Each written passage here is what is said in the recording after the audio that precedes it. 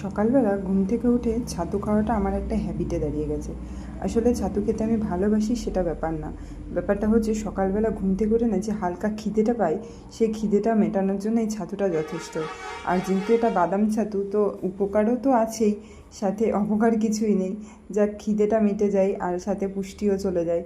তো আমি খাই এটা বাদাম ছাতু। আসলে এখানে না ছোলার ছাতুটা মেবি পাওয়া যায় না, কারণ আমার হাজব্যান্ডকে ছাতু আনতে বলাতে এনেছিল ছোলার মানে এই ছাতুটা বাদাম ছাতু।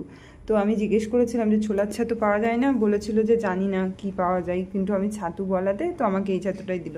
যদিও বাদাম ছাতুর উপকার কিন্তু কোনো অংশে কম নয়, কারণ সমস্ত বাদামের পুষ্টিগুণই আছে। আমি দেখেছিলাম ওর ভেতরে কাজু বাদাম, তারপর আখরোট, আমন্ড, সমস্ত বাদামই মোটামুটি ছিল। তো বাদাম ছাতু কোনো খারাপ কিছুই নয়। তাই যাই হোক, বাদাম ছাতুই আমি খাই এখন এখানে এসে। আগে ওখানে বাড়িতে খেতাম ছাতু। তো সকালবেলা হালকা খিদেটা মেটানোর জন্য এই ছাতুটাই যথেষ্ট। আর বাদাম ছাতুর দামটা তুলনামূলক একটু বেশিও নেয়। এদিকে আমার ছেলেকে যখন আমি খাওয়াতে বসি, উনি ছাতু ছাতু ছাতু করে মানে বলছে। উনি ওনার সুজি খাবে না, উনি খাবে ছাতু। তাই ছেলের খাবারটা গ্লাসের মধ্যে ঢেলে ছাতু বলে চালিয়ে দিয়েছি। যাই হোক, ছাতু বলে চালাতে তারপরে সুন্দর খেয়েও নিয়েছে।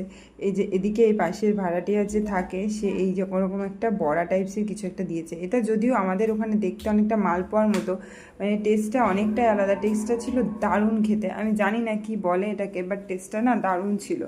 এটা দেখতে অনেকটা মালপোয়ার মতো। এখানে মেবি এটাকে বড়া বলে ডাকে।